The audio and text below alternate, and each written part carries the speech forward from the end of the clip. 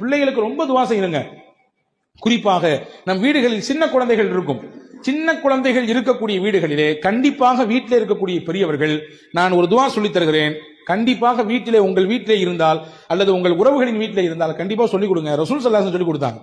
ரசூலுல்லாஹி ஸல்லல்லாஹு அலைஹி வஸல்லம் பிள்ளைகளுக்கு என்று கற்றுக் கொடுக்க ஒரு துவா சொல்லிக் கொடுத்தாங்க.